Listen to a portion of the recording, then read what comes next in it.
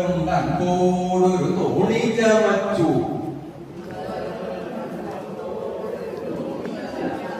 തോണി തലയ്ക്കലൊരാലു മുളച്ചു, ആലിന്റെ കൊമ്പിലൊരുണ്ണി പിറന്നു,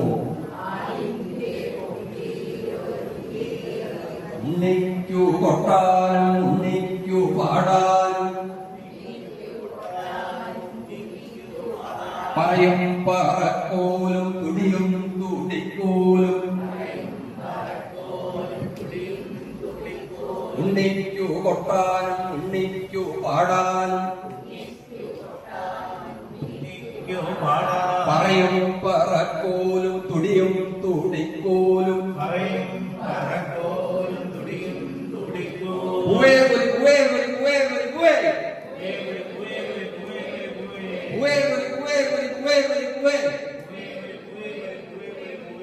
ഈ പാട്ട് ശ്രദ്ധിച്ചാണ് വൈലോപ്പിള്ളി കൊടുത്ത ആ സമസ്തപദ ഇതാണ്. ഹൃദയ നിമന്ത്രിത സുന്ദര തത്വമാണ്. സമത്വത്തെക്കുറിച്ച്, ത്യാഗത്തെക്കുറിച്ച്, പരാജയപ്പെട്ട ഒരാളെയാണ് നമ്മൾ ആഘോഷിക്കുന്നത്. ഇന്നത്തെ കാലത്ത് അത് സാധ്യമല്ല. അതാ ഓണത്തിന്റെ ഏറ്റവും വലിയ പ്രസക്തി.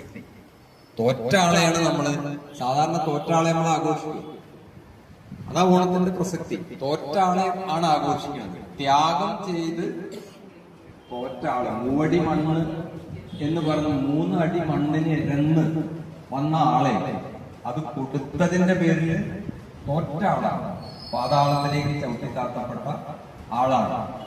അല്ലെങ്കിൽ ചരിത്രം എന്നത് ഇത് ലോക ചരിത്രം നോക്കിയാലും ഗാന്ധി 5ാം തരത്തിലാണ്, ഇംഗ്ലീഷ് മീഡിയമാണ്.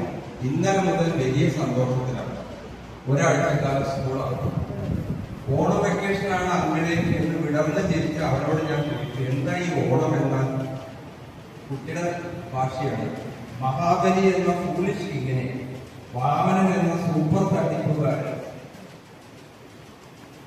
കടലരക്കണല്ലോ, പെണ്ണിന്റെ വരവ് കണ്ടിട്ട് കടലരക്കണല്ലോ, പൊന്നോണത്തിന്റെ പുലരി നമ്മുടെ പെരയ്ക്കു മുന്നിലെത്തി, പൊന്നോണത്തിന്റെ പുലരി നമ്മുടെ പെരയ്ക്കു മുന്നിലെത്തി, നിറഞ്ഞ കാകളും കനിയും നമ്മുടെ പെരയ്ക്കു മുന്നിലെത്തും, നിറഞ്ഞ കാകളും കനിയും നമ്മുടെ പെരയ്ക്കു മുന്നിലെത്തും. അങ്ങനെയാണ് ഖസാക്കിന്റെ ഇതിഹാസം വിജയൻ എഴുതുന്നത്. ഓണം വരികയായി, ഖസാക്കിന്റെ ആകാശം മേലോട്ട് പടർന്ന് പൊങ്ങി.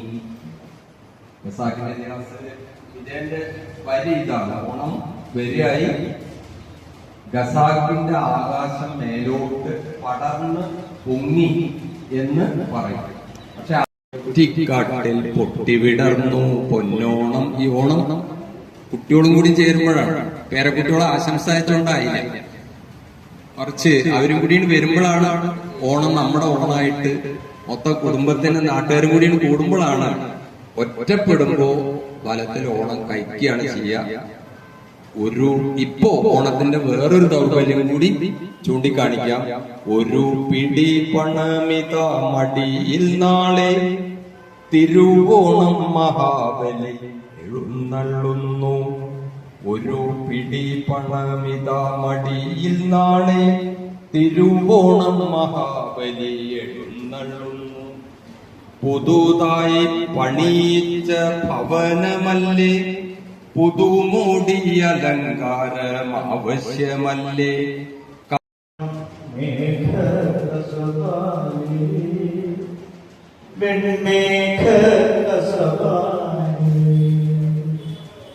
കക്കിടത്തിൻ കറുത്ത ചേലകൾ വധിച്ച് പാനം വലിച്ചെറിഞ്ഞല്ലോ.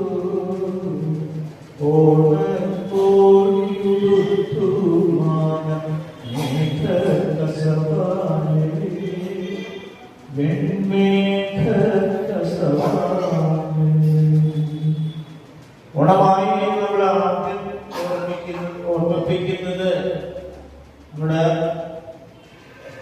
ആകാശവും തൊടികളും ഒക്കെയാണ്. എങ്ങനെ അറിയാവുന്ന ഓണപ്പൂക്കളും തുമ്പപ്പൂക്കളും പിന്നെ മണ്ണ് മേടിപ്പിക്കാൻ തുടങ്ങുന്നു. അന്നൊക്കെ ഈ ഓല കൊണ്ട് കൊട്ടുണ്ടാക്കിയിട്ട് അതിന് തുമ്പപ്പൂ ഓണപ്പൂ വെച്ചിട്ടാണ് പൂക്കളം ഉണ്ടാക്കിയത്. ഇന്നിപ്പോ വാങ്ങണ പൂക്കളും പലതരം പൂക്കളൊക്കെ ഉള്ള പൂക്കളാണ്. അതൊരു വ്യത്യാസമുണ്ട്. അതേപോലെ ഇപ്പോ ഓണത്തപ്പന വെക്കലും അതൊക്കെ പണ്ടുണ്ട്. ഇപ്പോഴൊന്നും അത് റെഡിമെയ്ഡ് ഓണത്തപ്പനൊക്കെ അങ്ങനെയുള്ള കുറെ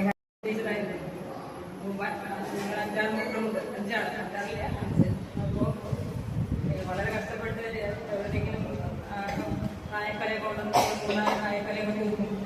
അത് അന്ന് ഞാൻ നമുക്ക് കിട്ടാൻ എളുപ്പമുള്ള സംഗതിയല്ല.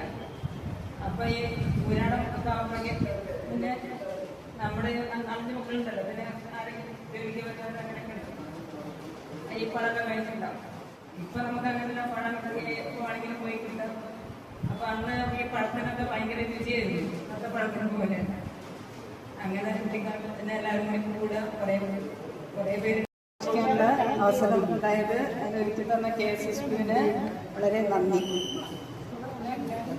നമുക്ക് ഇതിന്റെ പരിപാടികളുടെ ഇടയ്ക്ക് സംസാരം തുടരാം.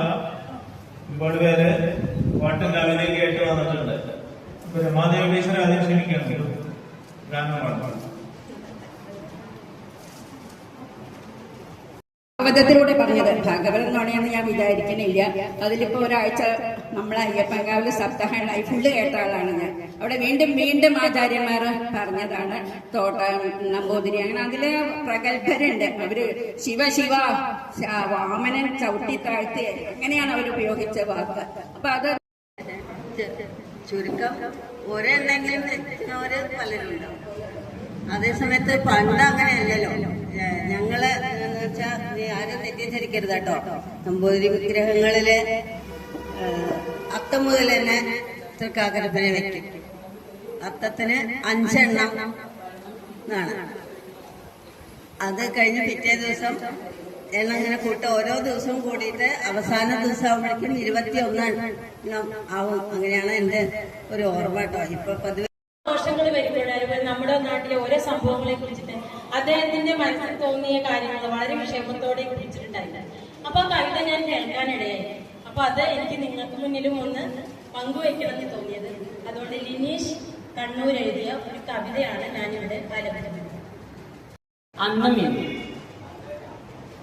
അതൊരു വലിയ വ്യത്യാസമാണ് ആ മാറ്റം. കാരണം നമ്മൾ ഇവിടെ പൂക്കളം തീർക്കും. ആ പൂക്കളത്തിലേക്ക് നോക്കിക്കഴിഞ്ഞാൽ മനോഹരമാണ് പൂക്കൾ. പക്ഷേ അന്നത്തെ കാലത്ത്, പഴയ കാലത്ത് പൂക്കൾ തേടി ഇറങ്ങാണ്. ജൈവവേലികള്, പൂക്കിറ്റി, തുമ്പപ്പൂ, കാക്കപ്പൂ, പൂച്ചെടിപ്പൂ, ആ പൂക്കളൊക്കെ പറിക്കാൻ മുതിർന്നവരോ നമ്മളെ പോലുള്ളവരെല്ലാം പോവാം. കുഞ്ഞുങ്ങൾ തന്നെയാണ് പോവാം. പക്ഷെ കുഞ്ഞുങ്ങൾക്ക് എങ്ങനെയാണ് പൂക്കൾ പറിക്കുക എന്നുള്ളത് ആരും പഠിപ്പിച്ചു കൊടുത്തിട്ടല്ല. ചെടി അറിയാതെ, പൂവറിയാതെ, ഇതള് തളരാതെയാണ് അവര് ആ പൂക്കൾ ശേഖരിച്ചിരുന്നത്. അതിന്റെ അർത്ഥം എന്താണ്? പ്രകൃതിനെ അങ്ങനെ സംരക്ഷിക്കണം എന്നത് അവര് പഠിച്ചെടുക്കുകയാണ്. അത്തരത്തിലുള്ള പൂക്കളോണ്ട് പൂക്കളം തീർക്കുമ്പോൾ അവിടെ പ്രകൃതിനെ അറിയാനും പ്രകൃതിനെ സ്നേഹിക്കാനും ഒരു തലമുറേനെ നമ്മൾ വളർത്തിയെടുക്കുകയാണ്. അത് നമുക്ക് നഷ്ടപ്പെട്ടു. ഇന്ന് നമ്മൾ പൂക്കളം തീർക്കുമ്പോൾ നമുക്ക് അതിന്റെ ഒന്നും ആവശ്യമില്ല. പൂക്കൾ തേടി പോകുന്നത് എങ്ങോട്ടാണ്? നമ്മുടെ ആരും കുട്ടികൾ പോകുന്നേ ഇല്ല. അവിടെയും പോകുന്നത് 60-70 വയസ്സായ രക്ഷിതാക്കൾ തന്നെയാണ്. നല്ലൊരു മൊബൈലും പിടിച്ച് പൂക്കടയിൽ ചെല്ലും, ഗൂഗിൾ പേ ചെയ്യും, കിറ്റ് വാങ്ങും, കൊടന്നിടും. അവിടെ നമ്മുടെ പൂക്കളം അന്യമായി കിടക്കുന്നതാണ്. കാരണം ഈ പൂക്കളത്തില് നമുക്ക് നമ്മോട് പറയാൻ ഒന്നുമില്ല. മറ്റേ അന്നത്തെ കാലത്ത് പൂക്കളം തീർക്കുമ്പോൾ ആ പൂക്കൾക്ക് നമ്മളോട് പറയാൻ ഒരുപാട് കാര്യങ്ങളുണ്ടായിരുന്നു. അതൊക്കെ നമുക്ക് അന്യമായിക്കൊണ്ടിരിക്കുകയാണ്. ഇനി സദ്യയെ കുറിച്ച് പറയണെങ്കിൽ, ഓണസദ്യ എന്ന് പറയുമ്പോൾ അവിടെയും ഉണ്ട്. കാരണം അന്നത്തെ ഓണസദ്യ എന്ന് പറഞ്ഞാൽ വീടുകളിൽ എല്ലാവരും കൂടി ഇരുന്ന് പച്ചക്കറിയൊക്കെ നുറുക്കി ഉണ്ടാക്കി അതിന്റെ ആകൃതി, വലിപ്പം എല്ലാവരും കൂടി ആയിരിക്കും. അതിലൊക്കെ നുറുക്കുമ്പോ ഒരു വലിപ്പം കാണിക്കും. അന്നാ നുറുക്കിക്കൂടെ എല്ലാവരും അങ്ങനെ വീട്ടിലെല്ലാവരുടെയും പങ്കാളിത്തത്തോടു കൂടി നമ്മുടെ തൊടിയിലുണ്ടായ കായും ചേനയും അതൊക്കെ എടുത്ത് സദ്യ ഉണ്ടാക്കുമ്പോ ആ സദ്യയിൽ നമ്മുടെ സ്നേഹം കൂടി ചാലിച്ചു ചേർക്കുന്നുണ്ട്. ആ ഒരു മേപ്പൊടിയാണ് ആ സദ്യയുടെ ഏറ്റവും മനോഹാരിത. അതും നമുക്ക് നഷ്ടപ്പെടും. പിന്നെ ഓണത്തെ കുറിച്ച് പറയുകയാണെങ്കിൽ ഇന്ന് ഓണം വീടുകളിൽ നിന്നൊക്കെ ഇറങ്ങിപ്പോയിടും.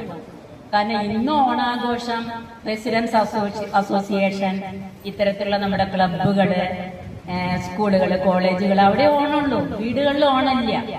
ഓണത്തിന്റെ അന്ന് ശൂന്യതയാണ് വീടുകളിൽ. കാരണം വീട്ടില് തികഞ്ഞ അംഗങ്ങൾ ആരും ഉണ്ടാവില്ല.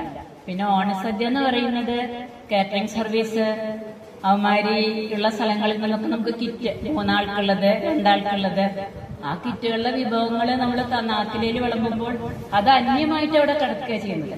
പക്ഷെ നമ്മളുണ്ടാക്കുന്ന വിഭവങ്ങൾ ഇലകളിൽ വിളമ്പുമ്പോൾ അതിന്റെ ആ ഒരു രസം, ആ ഒരു രുചി അത് നമുക്ക് ഓർമ്മയിലെങ്കിലും ഉണ്ട്, നമ്മുടെ മക്കൾക്ക് അതുമില്ല. പിന്നെ ഇവിടെ പറഞ്ഞു ഈ ഒരു അനുഭവങ്ങളൊക്കെ, ഇത്രയും മൂല്യമേറിയ അനുഭവങ്ങളൊക്കെ നഷ്ടപ്പെട്ടത് കൊണ്ട് തന്നെയാണ് മഹാബലിനെ ചവിട്ടിത്താത്തി എന്ന് പറയുന്നത്. കാരണം നമ്മുടെ വിലപ്പെട്ട സമ്പത്താണ് നമ്മളെ ചവിട്ടിത്താത്തിയിരിക്കുന്നത്. അപ്പൊ ആ പദപ്രയോഗത്തിൽ ഒരു തെറ്റുമില്ല, അതന്നെയാണ് അതിന്റെ ശരി. കാരണം മഹാബലി എന്ന് പറയുന്നത് ഒരു മിത്താണ്. നമുക്ക് നൽകിയിട്ടുള്ള ആ ഒരു മൂല്യങ്ങളെ നമ്മൾ നഷ്ടപ്പെടുത്തുമ്പോൾ എന്താ തെറ്റ്? ചവിട്ടിത്താത്തി തന്നെ പറയാം. ഇത്രയും പറഞ്ഞുകൊണ്ട് ഞാൻ എന്റെ കുട്ടിക്കാലത്തെ ഒരു ഓണാനുഭവം ഇവിടെ പങ്കുവയ്ക്കുക.